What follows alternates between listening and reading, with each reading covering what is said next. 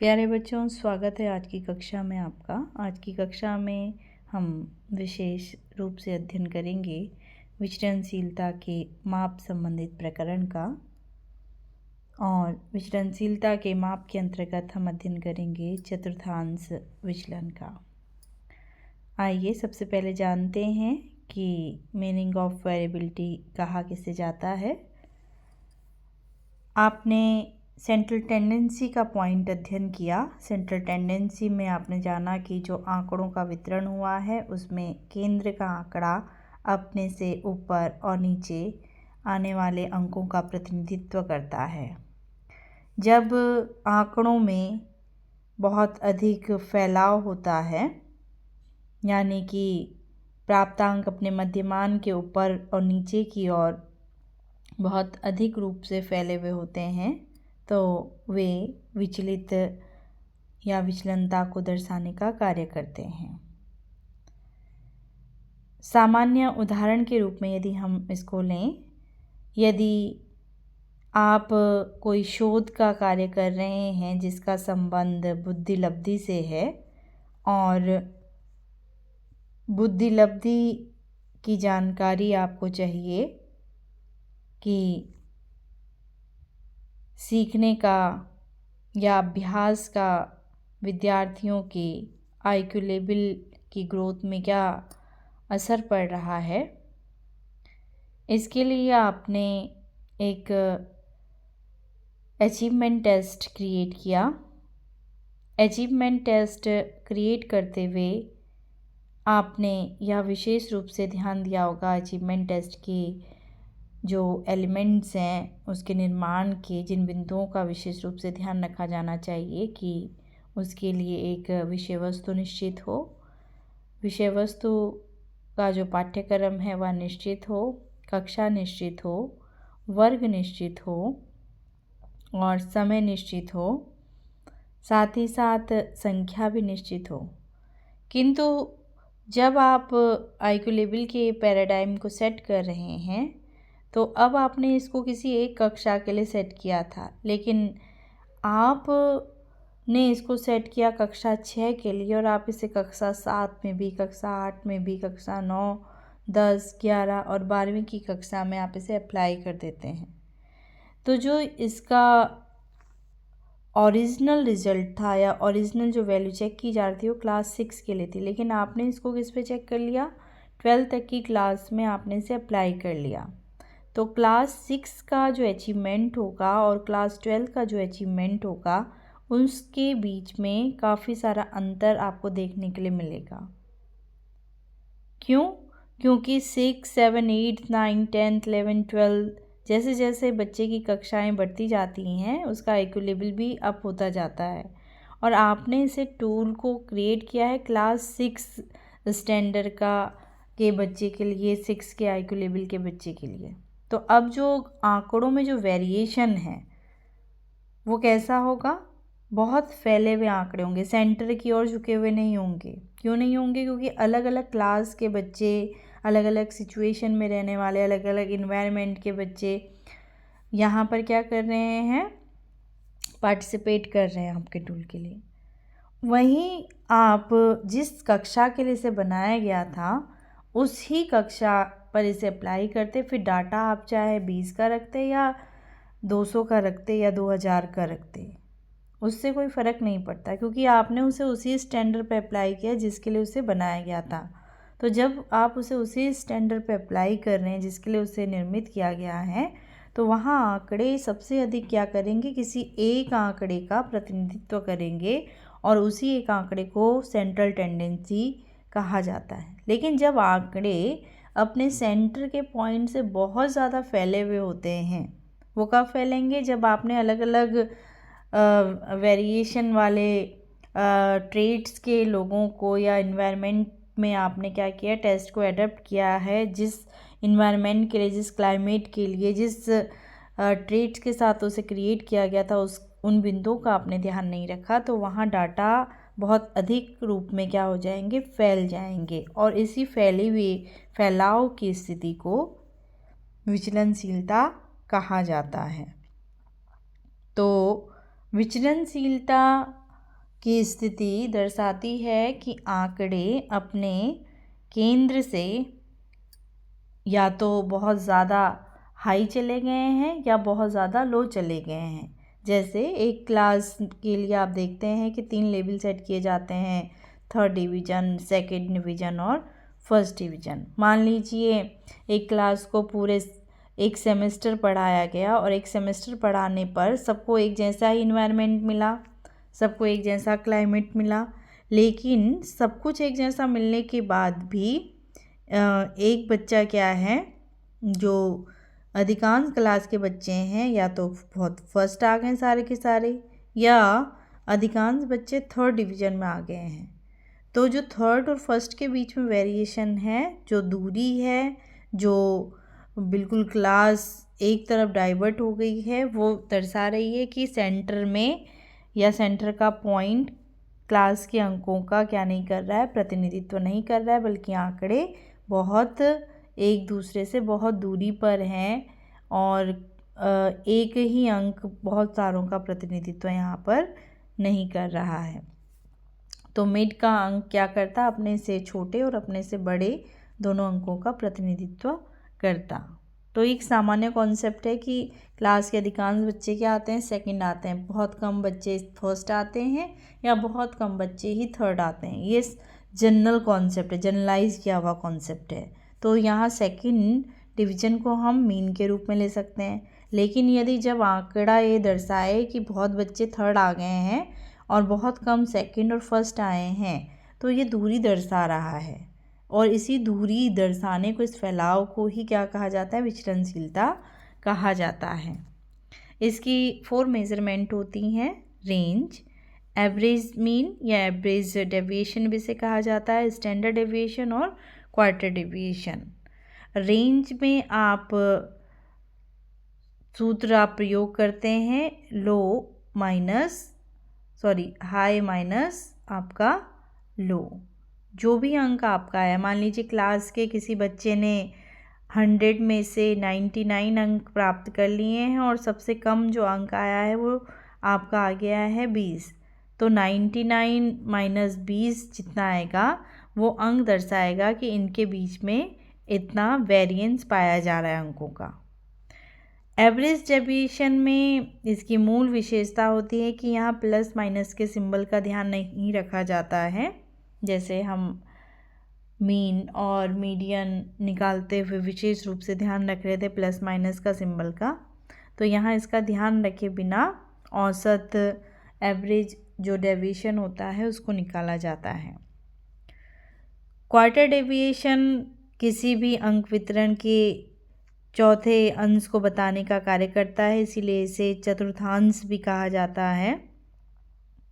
इसे Q से denote किया जाता है। वहीं प्रमाणिक विचलन जिसे SD से डिनोट किया जाता है, इसी को विचलनशीलता की सबसे शुद्ध मेजरमेंट कहा जाता है। जैसे सेंट्रल टेंडेंसी में मीन मीडियन मोड में मीन सबसे शुद्ध वैल्यू कही जाती है, ठीक वैसी ही वेरिएशन में सबसे शुद्ध वैल्यू जो है वो है स्टैंडर्ड डेविएशन की। रिसर्च के फील्ड में मीन के बाद SD का ही प्रयोग किया जाता है और फिर इसके बाद ही आप स्टैटिकल और हाई लेवल के स्टैटिक्स को क्या करते हैं, फॉलो करते हैं रिसर्च के डाटा एनालाइज के लिए। तो पहला मीन आपको आना चाहिए, फिर SD आपको आना चाहिए। लेकिन इसके साथ साथ जब आंकड़ों का आपको चौथा अंश दर्शाना हो तो उसको कैसे निकाला जाता है, आज के वीडियो में हमारा विशेष फोकस इसी बिंदु पर रहेगा कि क्वार्टर डेविएशन को कैसे निकालते हैं। तत्पश्चात हम देखेंगे कि स्टैंडर्ड डेविएशन को कैसे निकाला जाता है। तो ये दोनों सामान्य है, रेंज और एवरेज डेविएशन, विशिष्ट रूप से क्वार्टर डेविएशन और स्टैंडर्ड डेविएशन। इसमें भी standard deviation is very very important. तो आइए जानते हैं पहले क्वार्टर डेविएशन को। क्वार्टर डेविएशन ये 4 बराबर भागों में आंकड़ों का वितरण करता है, Q1, Q2, Q3 और Q4। इसके प्रत्येक भाग को चतुर्थांश कहते हैं, यानी चौथे का एक अंश आप कह सकते हैं। तो 4 बराबर भागों में बटा हुआ है, तो वो जो पहला भाग है वो चौथे का एक अंश है, दूसरा भाग है वो चौथे का क्या है, दूसरा अंश है। फिर ऐसे ही तीसरा, फिर चौथा अंश, फिर जाके वो एक कंप्लीट 100% को क्या कर रहा है, डिनोट करने का कार्य कर रहा है। किसी भी जो समूह है उसका मध्यांक, जिसे QD कहते हैं, उसी के इर्द गिर्द आपके क्या होते हैं, Q3 और Q1 डिवाइड होते हैं। यानी मध्यांक यहाँ पर विराजित हो गया और इसके जो अप है वो Q3 है और इसके डाउन है वो Q1 है। और इसी के आधार पर हम क्या निकालते हैं, Q3 और Q1 के आधार पर हम क्वार्टर डेविएशन की वैल्यू को मेज़रमेंट करते हैं। तो किस प्रकार से किया जाता है, आइए इसको जानते हैं। चित्र में भी आपने सामान्यतः इसको समझ लिया होगा कि यहाँ पर एक अंक वितरण हो रखा है, इसके 4 बराबर भागों में बांटा गया है और 4 बराबर भागों में मध्य का अंक जो प्रदर्शित कर रहा है 50% जिसे कहा जाता है, उसके अप में 75% को Q3 और 25% को Q1 से डिनोट किया जा रहा है। सबसे हाई लेवल के अंकों को इससे छोड़ दिया जाता है और सबसे लो लेवल के अंकों को यानी 0 को इससे क्या कर दिया जाता है, छोड़ दिया जाता है। ये बात करता है मिडेवल से कितने ज़्यादा जो हमारे आंकड़े हैं वो क्या हो रखे हैं, उनका डेविएशन इसमें दिखाई दे रहा है, विचलनशीलता दर्शाया जा रहा है। तो इसका सूत्र है Q = Q3 - Q1 / 2। यह विशेष रूप से हमको ध्यान रखना है, ठीक है।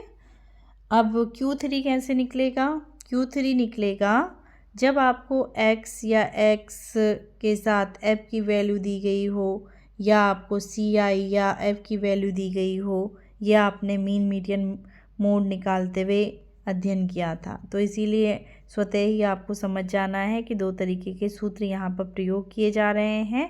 तो कहाँ पर लोअर लिमिट आती है, तो लोअर लिमिट हमेशा CI वाले इक्वेशन में आती है। अब यहाँ x की वैल्यू या x के साथ f की वैल्यू आएगी तब मीन मीडियन मोड का क्या सूत्र होगा, ठीक वैसे ही यहाँ भी इनका विशेष ध्यान रखा जाता है। तो Q3 निकालने के लिए सूत्र होगा 3 bracket start n + 1 bracket close upon 4th term. ये क्या कर रहा है, पद की बात कर रहा है कि मान लीजिए 10 बच्चों को अंक दिए गए हैं, तो Q3 किस वाले अंक के बच्चे को आप दर्शाएंगे, तो उस नंबर पर आने वाले बच्चे को आप क्या करें, यहाँ टर्म का यूज उसके लिए कर रहे हैं। Q1 निकाला जाएगा n + 1 अपॉन 4th टर्म। और जैसे कि आपने मीन मीडियन मोड में पढ़ा था कि जब आपके पास पॉइंट के बाद भी डिजिट आई हुई है तो आप तब किस वाले पद पर कहेंगे कि यहाँ आपका क्वार्टर डेविएशन आ रहा है, तो उसके लिए आप सूत्र यूज करेंगे। जो पहली वाला वैल्यू होगा, मान लीजिए 1.5 आया है, तो पहला पद 0.5 के लिए क्या हो जाएगा, धन दूसरा पद, 1 के बाद क्या आएगा, 2 आएगा।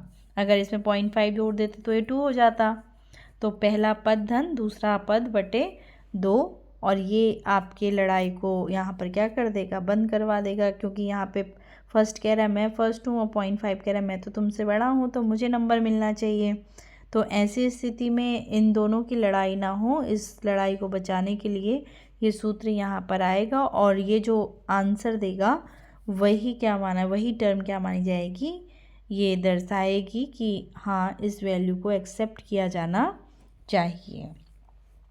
वहीं जब CI आपको दिया हुआ हो तो CI दिए होने पर सूत्र का प्रयोग होगा Q3 के लिए। आपका Q3 = L + 3n/4 - CF/F × CI। L यहाँ लोअर लिमिट को दर्शा रहा है, CF आपका कम्युलेटिव फ्रीक्वेंसी को दर्शाएगा, F आपका फ्रीक्वेंसी को दर्शाएगा और CI आपका क्लास इंटरवल को। सेम इसमें वही पैटर्न फॉलो हो रहा है जैसे आपने मीडियन निकालते हुए कम्युलेटिव फ्रीक्वेंसी को निकाला होगा। Q1 निकालने के लिए सूत्र होगा L plus N/4 minus CF community frequency upon frequency into CI। हमेशा ये ध्यान रखना है बच्चों, जब आप स्टैटिकल कोई क्वेश्चन सॉल्व कर रहे हैं तो आपको सूत्र याद होना चाहिए। फिर सूत्र स्वयं ही बताता है कि मुझे किस तरीके से सॉल्व करना है। वैल्यू आपके पास होनी चाहिए, सूत्र के अनुसार आप वैल्यू रखते हैं और आपके सामने आपका रिस्पॉन्स आ जाता है। तो आइए एक सवाल सॉल्व करते हैं। सबसे पहला हम सवाल ले रहे हैं यहाँ पे विषम संख्या से संबंधित। विषम संख्या से संबंधित एक प्रश्न है कि एक परीक्षा ली गई है जिसमें विद्यार्थियों के अंक इस प्रकार से हैं 12, 14, 16, 18, 20, 22, 24, 26, 28। ये बताइए क्वार्टर डेविएशन क्या होगा। तो x में वैल्यू आपके पास आई हुई है, आपने सूत्र अप्लाई किया। सूत्र क्या था? Q3 minus Q1/2। तो आपको Q3 और Q1 निकालना है और फिर जब ये निकल जाएंगे तो 200 से भाग दे देना है और जहाँ पर आपकी टर्म आ रही है इनमें से उस वैल्यू को आप कहेंगे कि यहाँ पे हमारा क्वार्टर डेविएशन पड़ेगा। तो सूत्र के अनुसार सॉल्व करते हैं। सबसे पहले हम Q3 निकालेंगे। तो Q3 का सूत्र है 3n+1/4 टर्म। तो n कितना आया है? 1 2 3 4 5 6 7 8 9। तो n is equal to 9 plus 1 कितना हो जाएगा? 10 हो जाएगा। तो 3 × 10 आप करेंगे तो आपके पास वैल्यू आ जाएगी 30/4 आप कर लीजिए, या नहीं करना है तो डायरेक्ट 10 में आपने क्या किया? 4 का भाग दिया, वैल्यू आपके पास आ गई 2.5। इंटू कर दीजिए 3 से, तो ये कह रहा है 7.5 टर्म। तो अब 7 कह रहा है मुझे लिखिए, 0.5 कह रहा है मुझे मत छोड़िए। तो 7 के बाद न्यू डिजिट क्या आएगी? 8th आएगी। तो हम सीधे चलेंगे उस टर्म में। 1 2 3 4 5 6 और 7 किस नंबर पे आ रहा है? 7 पढ़ रहा है 24 पर और 8 पढ़ रहा है 26 पर। तो हम सूत्र अप्लाई करेंगे, वहाँ पद धन वहाँ पद बटे 2। तो 24 धन 26 बटे 2 कर देंगे। वैल्यू आ गई है आपके पास 50/2। अब 2 से 50 का भाग देंगे तो 25 आपका क्या कहलाएगा? जो 25वीं टर्म है वो आपकी यहाँ पर क्या कहलाएगी? Q3 कहलाएगी। ठीक है। अब यहाँ 25 कहीं दिया हुआ नहीं है, लेकिन हम सवाल को सॉल्व करके निकाल रहे हैं। तो ये कह रहा है 25 आपका क्या है? डेविएशन को दर्शा रहा है। फिर Q1 का सूत्र हमने यहाँ पे लगाया। Q1 का सूत्र लगाने के बाद वही 9 + 1/4 हुआ। तो 10/4 वैल्यू आ रही है 2.5 की। तो 2 कह रहा है मैं और 0.5 कह रहा है मुझे छोड़ो मत। तो इसका अर्थ क्या है? 2 के बाद तीसरी टर्म को फिर जोड़ लेंगे। जो वैल्यू आई है उसको हमने क्या किया? अपॉन कर दिया 2 से। तो हमारे पास वैल्यू आई 15। अब हमारे पास Q1 भी आ गया है और Q3 की वैल्यू भी आ गई है। Q3 आया हमारे पास 25 और Q1 आया हमारे पास 15। तो सूत्र क्या है? Q3 minus Q1/2। यहाँ पे हमने कर दिया। तो Q3 हमारा आया 25 और Q1 आया हमारा 15/2 कीजिए। तो क्या आ गया यहाँ पे? 10/2। तो Q इज इक्वल टू 5। विद्यार्थियों के प्राप्तांक का चतुर्थांश विचलन क्या है? 5 है। तो हमने यहाँ पर विषम संख्या से संबंधित सवाल को क्या कर लिया है? सॉल्व कर लिया है। सूत्र बताया गया था Q3 माइनस Q1/2। Q3 निकालना था हमें। Q3 is equal to 3n + 1/4 term. Q1 निकालना था n + 1/4 टर्म। तो आपने क्या कर लिया यहाँ पे? इसके अकॉर्डिंग सॉल्व किया।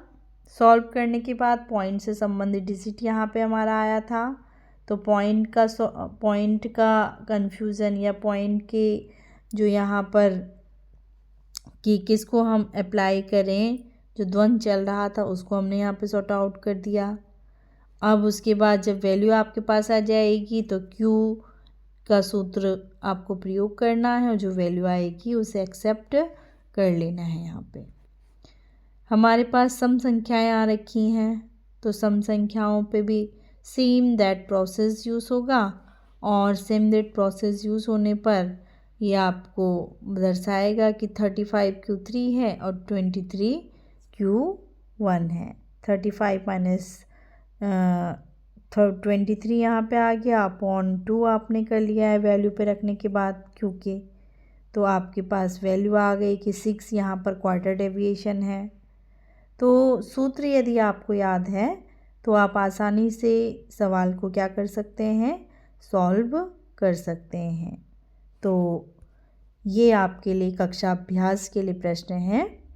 इसमें सम और विषम दोनों तरीके के प्रश्न हैं। सूत्र का प्रयोग कीजिए Q3 माइनस Q1 अपॉन 2 किसको निकालने के लिए, Q निकालने के लिए। जहाँ Q3 का फॉर्मूला क्या दर्शाया हमने, यहाँ पे दर्शाया 3 bracket start n+1 bracket close upon हमने यहाँ पे क्या कर दिया, फोर्थ टर्म कर दी है। Q1 निकालने के लिए n+1 ब्रैकेट के अंदर फोर्थ टर्म। अब इसके अनुसार वैल्यू रखिए, वैल्यू रखने के बाद जो आएगा आपके पास तो आप उस अनुसार यहाँ पर दर्शाएंगे कि Q की वैल्यू क्या आ रही है। तो आपको ये प्रदान किया गया अभ्यास प्रश्न अभ्यास करना है जिससे कि यह स्पष्ट हो जाए कि सवाल आपको आ चुका है। तो इसके लिए इन सवालों को आवश्यक रूप से समाधित कीजिए। धन्यवाद।